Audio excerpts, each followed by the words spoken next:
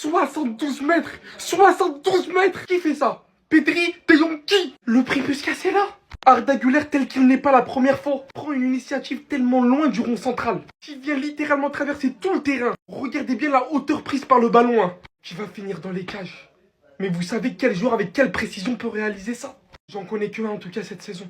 Messieurs Arda Güler, Adamson Kochumbenim. Vous êtes pas prêts maintenant, sachez-le. Il y en a beaucoup qui l'ont enterré, disant ouais il a pas de niveau, je sais pas quoi, je m'en fous. Vous n'avez jamais connu pleinement le vrai potentiel de Arda Güler. Ici on n'a jamais quitté le bateau. Et non pas parce que je suis nationaliste. À partir de maintenant, vous allez respecter, comme vous allez tout court respecter le Real Madrid dans cette fin de saison. On vient tout arracher, si vous n'êtes pas content c'est pareil. Il fallait que 2-3 victoires pour que je retrouve mon côté qui n'est pas humble. Et avec de tels joueurs, croyez-moi que je vais me permettre.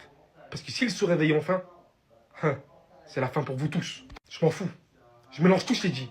Merci de remettre les pendules à l'heure. Les points sur les i et les barres sur les t. Salam.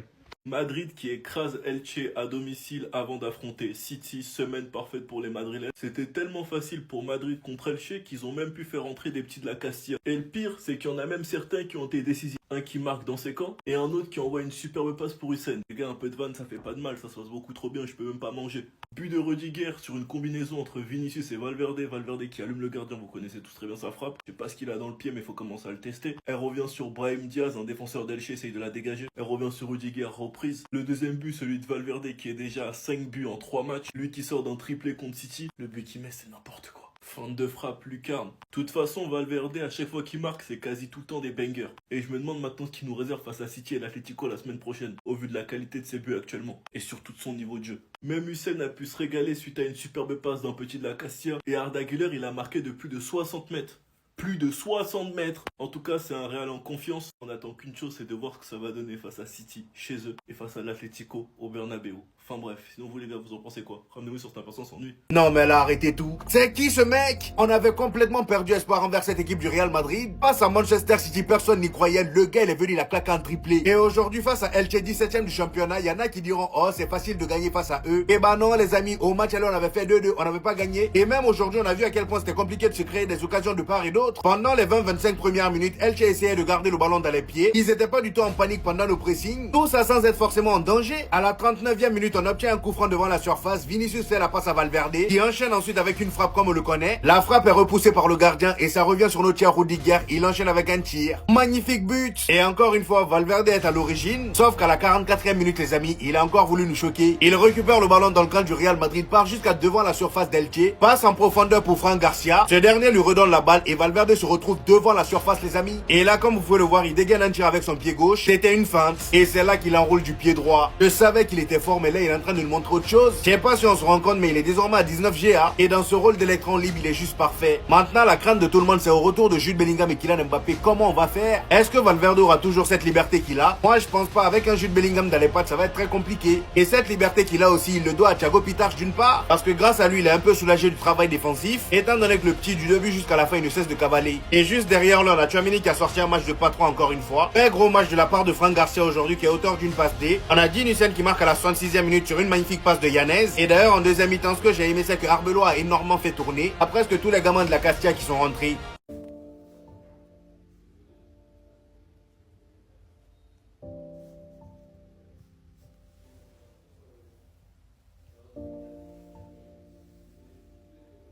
Il l'a fait!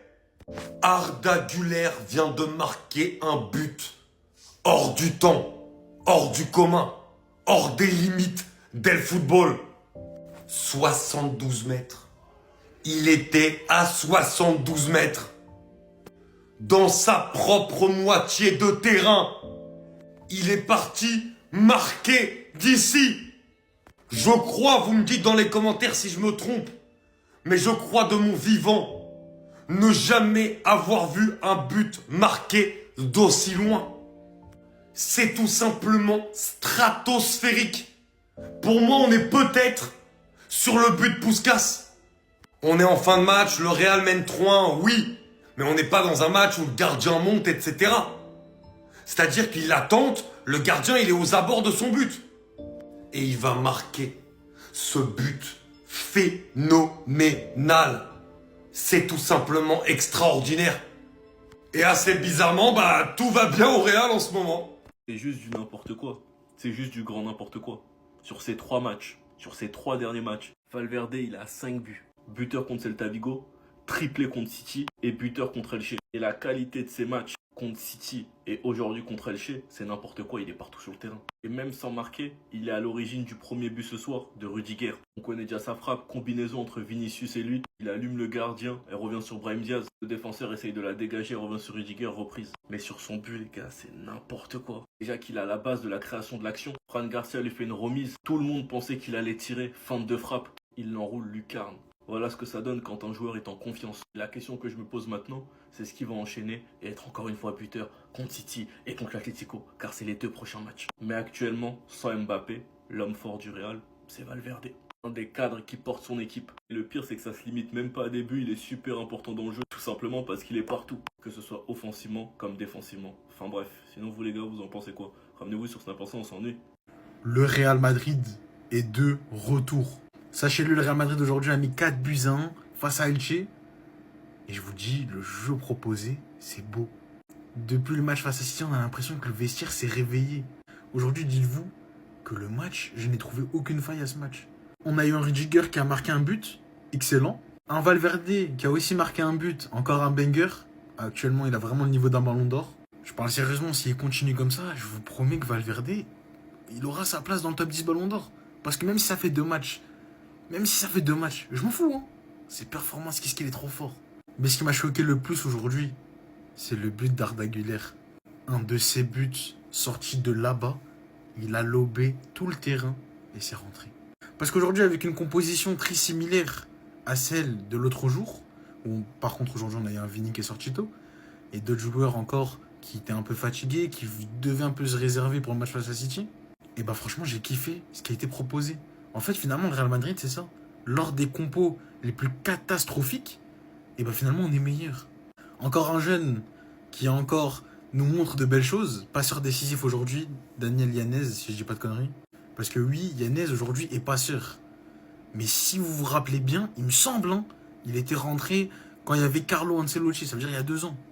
Enfin, plutôt l'année dernière, mais je crois que c'était il y a 2 ans. Peut-être l'année dernière, mais je sais pas. Mais en tout cas, aujourd'hui, il est passeur et ça fait énormément plaisir de voir que, avec notre nouveau coach, on a aussi de nouveaux jeunes qui commencent à se développer. Et ça, j'en parlerai dans une autre vidéo, le développement de la Castilla. Madrid qui écrase Elche à domicile avant d'affronter City, semaine parfaite pour les Madrilènes. C'était tellement facile pour Madrid contre Elche qu'ils ont même pu faire entrer des petits de la Castilla. Et le pire, c'est qu'il y en a même certains qui ont été décisifs. Un qui marque dans ses camps et un autre qui envoie une superbe passe pour Hussein. Les gars, un peu de vanne, ça fait pas de mal, ça se passe beaucoup trop bien, je peux même pas manger. But de Rudiger sur une combinaison entre Vinicius et Valverde. Valverde qui allume le gardien, vous connaissez tous très bien sa frappe. Je sais pas ce qu'il a dans le pied, mais il faut commencer à le tester. Elle revient sur Brahim Diaz, un défenseur d'Elche, essaye de la dégager. Elle revient sur Rudiger, reprise. Le deuxième but, celui de Valverde qui est déjà à 5 buts en 3 matchs. Lui qui sort d'un triplé contre City. Le but qu'il met, c'est n'importe quoi. Feinte de frappe, lucarne. De toute façon, Valverde, à chaque fois qu'il marque, c'est quasi tout le temps des bangers. Et je me demande maintenant ce qu'il nous réserve face à City et l'Atlético la semaine prochaine, au vu de la qualité de ses buts actuellement, et surtout de son niveau de jeu. Même Hussein a pu se régaler suite à une superbe passe d'un petit de la Castilla, et Arda Güler, il a marqué de plus de 60 mètres. Plus de 60 mètres. En tout cas, c'est un Real en confiance. On attend qu'une chose, c'est de voir ce que ça va donner face à City, chez eux, et face à l'Atlético, au Bernabeu. Enfin bref, sinon vous les gars, vous en pensez quoi? Ramenez-vous sur Snap, on s'ennuie. Le Real Madrid est de retour. Sachez-le, le Real Madrid aujourd'hui a mis 4 buts à 1 face à Elche. Et je vous dis, le jeu proposé, c'est beau. Depuis le match face à City, on a l'impression que le vestiaire s'est réveillé. Aujourd'hui, dites-vous que le match, je n'ai trouvé aucune faille à ce match. On a eu un Rudiger qui a marqué un but, excellent. Un Valverde qui a aussi marqué un but, encore un banger. Actuellement, il a vraiment le niveau d'un ballon d'or. Je parle sérieusement, s'il continue comme ça, je vous promets que Valverde, il aura sa place dans le top 10 ballon d'or. Parce que même si ça fait 2 matchs, je m'en fous, hein. Ses performances, qu'est-ce qu'il est trop fort. Mais ce qui m'a choqué le plus aujourd'hui, c'est le but d'Arda Güler. Un de ses buts sorti de là-bas, il a lobé tout le terrain et c'est rentré. Parce qu'aujourd'hui, avec une composition très similaire à celle de l'autre jour, où par contre aujourd'hui on a eu un Vini qui est sorti tôt, et d'autres joueurs encore qui étaient un peu fatigués, qui devaient un peu se réserver pour le match face à City, et bah franchement j'ai kiffé ce qui a été proposé. En fait finalement le Real Madrid c'est ça. Lors des compos les plus catastrophiques, et ben finalement on est meilleur. Encore un jeune qui encore nous montre de belles choses, passeur décisif aujourd'hui, Daniel Yanez, si je dis pas de conneries. Parce que oui, Yanez aujourd'hui est passeur. Mais si vous vous rappelez bien, il me semble, hein, il était rentré quand il y avait Carlo Ancelotti, ça veut dire il y a 2 ans. Enfin, plutôt l'année dernière, mais je crois que c'était il y a 2 ans. Peut-être l'année dernière, mais je sais pas. Mais en tout cas, aujourd'hui, il est passeur et ça fait énormément plaisir de voir que, avec notre nouveau coach, on a aussi de nouveaux jeunes qui commencent à se développer. Et ça, j'en parlerai dans une autre vidéo, le développement de la Castilla.